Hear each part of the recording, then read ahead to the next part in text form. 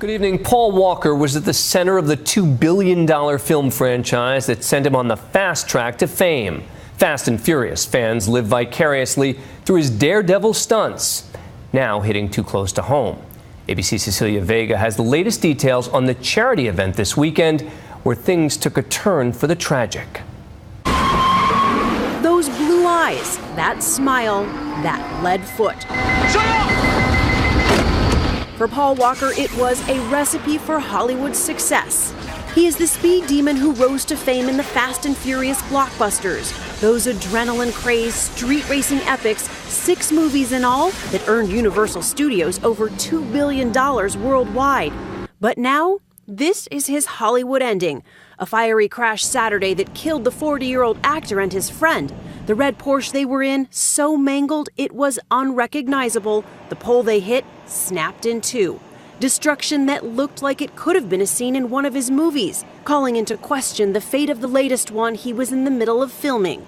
Walker didn't just play a fast car junkie on the big screen, he was a self-described adrenaline junkie off-screen too.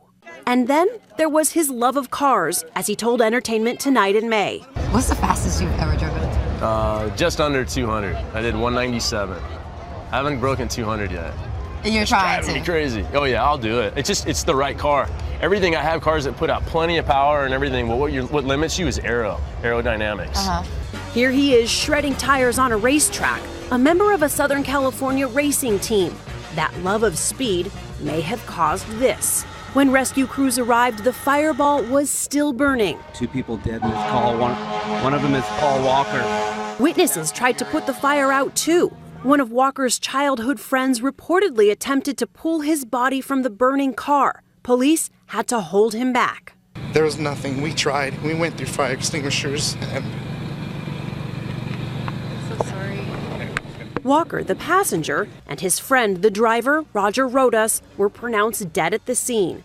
Police still do not know exactly what caused them to lose control, but authorities now say the car they were in was going very fast. And police are looking for surveillance video like this for clues. This is something else authorities are looking into, skid marks like these to find out if they came from the car Paul Walker was in or from someone else on this road known for fast driving. The car, a Porsche Carrera GT, one of the fastest out there. It sells for more than $400,000, goes from 0 to 125 in less than 10 seconds, and can reach 205 miles per hour. AutoWeek magazine says even professional drivers call it scary to handle. But these were professionals. Rodas had championship titles to his name. Does it surprise you, knowing Roger's skill level, that this is the outcome of that joyride yesterday? Well, that's the answer that I came up here looking for, is why, how? I mean, he's such a skillful driver, but you see this all the time. Jim Torp spoke to both men just before they rode off. They had all been attending a toy drive-in car show for Walker's charity, Reach Out Worldwide, to benefit the victims of the typhoon in the Philippines. It was supposed to be a quick joyride. The crash happened just minutes after they left, and just a couple hundred yards away. This is one of the last known videos of Walker right there with that Porsche. I felt in my heart that something was wrong. What did you hear? I heard a big bang, like something had hit something, and obviously it did. And right after, I saw the smoke and I knew. What was the last thing you heard Paul say? I'll be right back. That was the last thing Paul said, is right before they exited the driveway, he looked at some of the guys with the Ferraris and everything else. He goes, "Hey, I'll be right back in 5 minutes." That was the last words I heard. The coroner still has not positively identified their bodies. They need the dental records first. Fast and Furious catapulted Walker to fame, but the Glendale, California native had a long road to stardom. He modeled as a child, later turning up in the 80s on such sitcoms as Who's the Boss and Charles in Charge.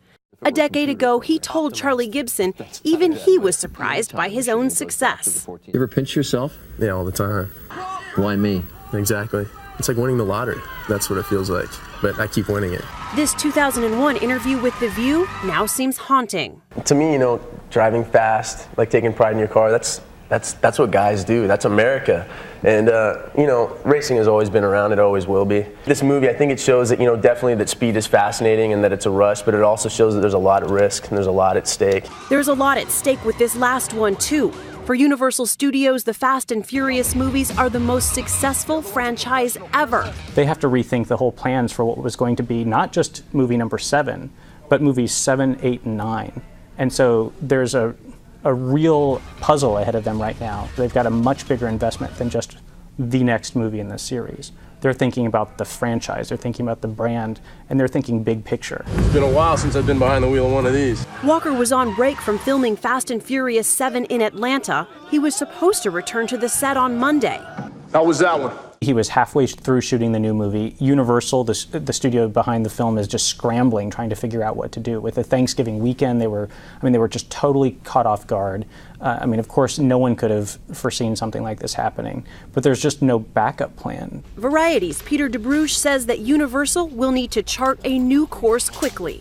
They've got other stars in the movies who have other commitments. Do you write around him? Do you cut him out of the movie? Do you try and fake it and shoot around, what you have and get a body double to do things? These are questions that they must be pounding their brains trying to figure out this week.